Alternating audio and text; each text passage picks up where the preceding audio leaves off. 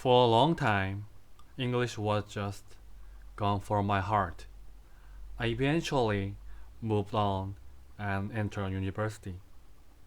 So I lived like any other student, focusing on my major and hanging out with friends. I truly believe that my painful chapter with English had ended for good. The sacred domain had become just another forgotten dream. The spark didn't happen in a library or classroom. It happened at the university cafeteria. I was having a meal with a friend, and our eyes happened to catch the TV screen playing in the background. That's when we stumbled upon an interview with Song Si-kyung, a legendary Korean ballad singer. My friend and I were both stunned. We know him for his smooth voice, but there he was on the screen, speaking English with just incredible ease and elegance. My friend shrugged and said, "Well, he graduated from prestigious university. Of course, he's a good English." In that casual moment, while holding my spoon, a small spark flickered to life. A voice in my head screamed, "So, it's a university? Uh-huh. No, I will show you. I can do it too. Just wait and see." Right after that day, I didn't hesitate. I submitted a leave of absence for next semester. I know I needed time, and I knew I had to be all in for next 2 years. But then, I hit a wall.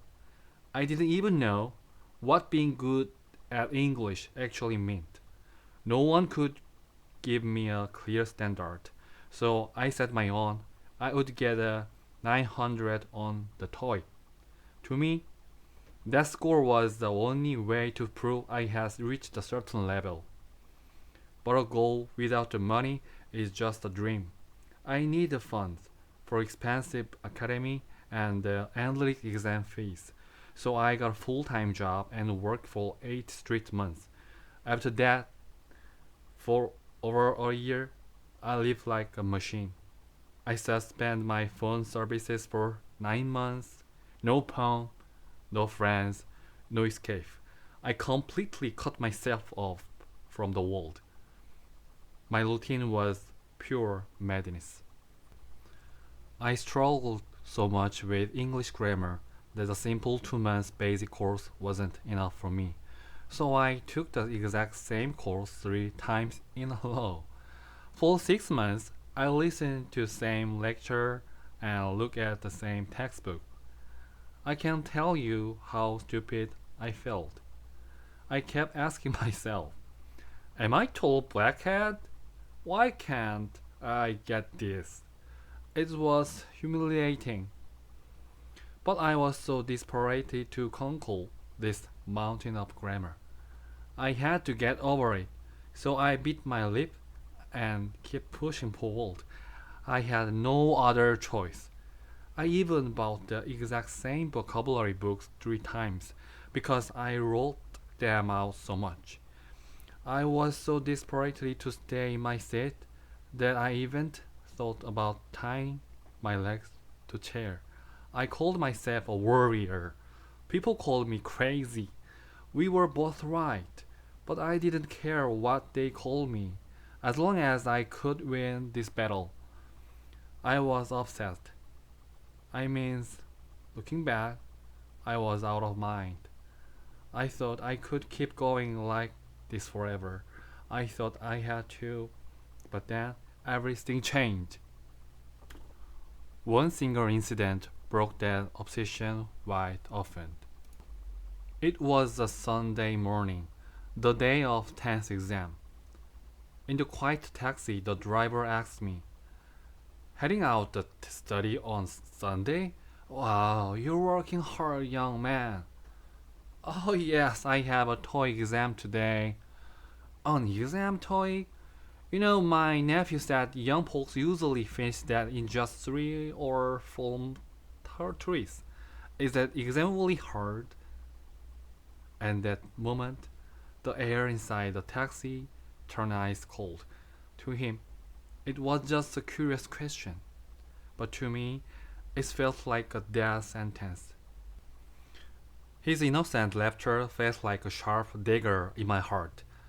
Even the rhythmic tick tock of the turning singer seems to be mocking me, whisper.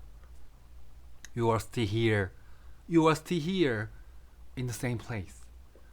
I look out the window, unable to meet his eyes. My vocabulary book, which used to be my weapon, now felt as heavy as lead in my hands. I realized for the first time I'm upset. I wasn't a warrior fighting for future.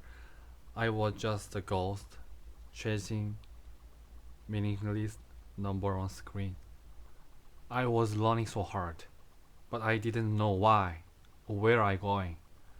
I was chasing ghosts, and I was losing myself. However, even with that standing realization, it would take several more years for that question to finally turn into a clear answer. I didn't get 900 that day. In fact, I never quite reached my target score, even by my 13th and final try. I got close, but the 900 remained just out of reach. Years later, as I started working in marketing and branding consulting, I finally began to dimly understand the answer, the one I couldn't find all those years ago.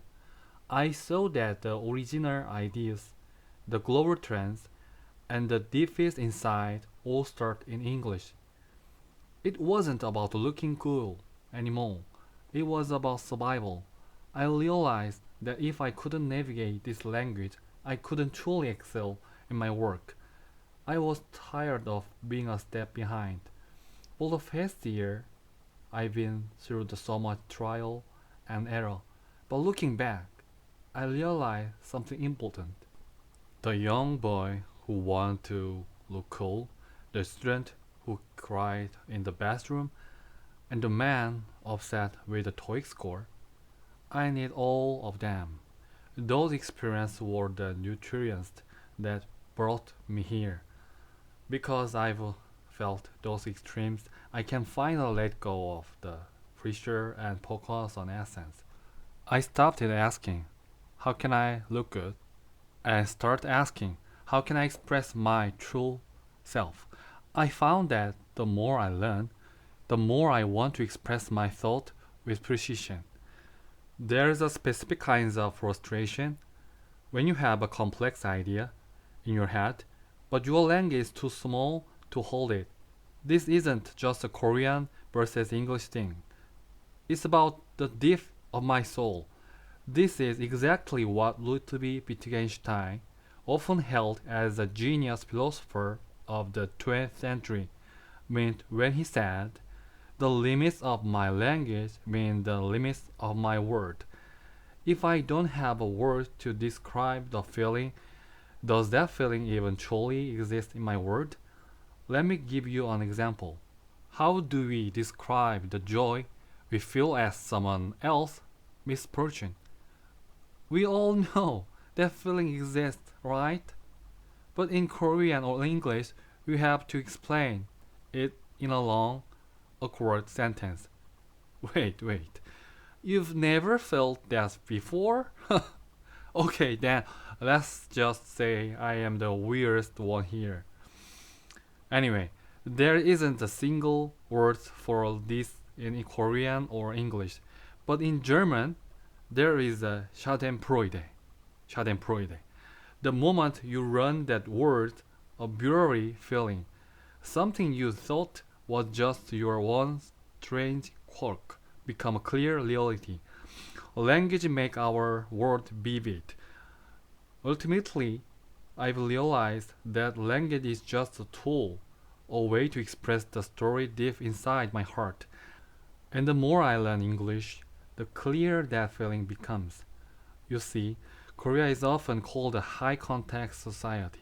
In Korea, we have nunchi.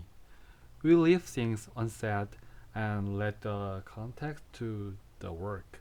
But English doesn't allow for that kinds of ambiguities.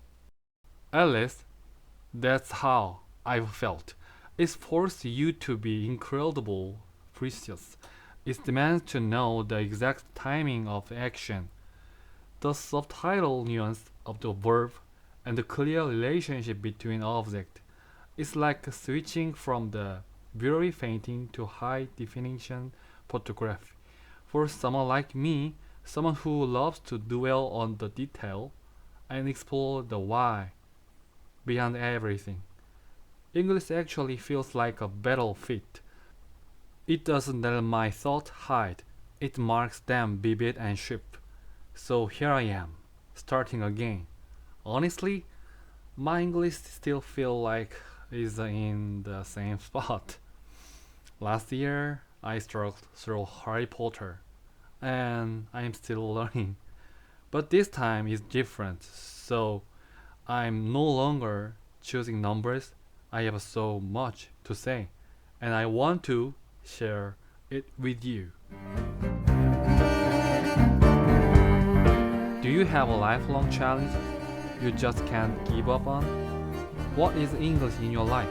Feel free to leave a comment and share your own English experience. Today's journey ends here. I hope my story gives you a moment to think about your own sacred domain. I'm Hongyer, and this has been How Did You Get to That? I'm so glad you were here with me today. See you in the next episode. And Happy New Year. Bye bye.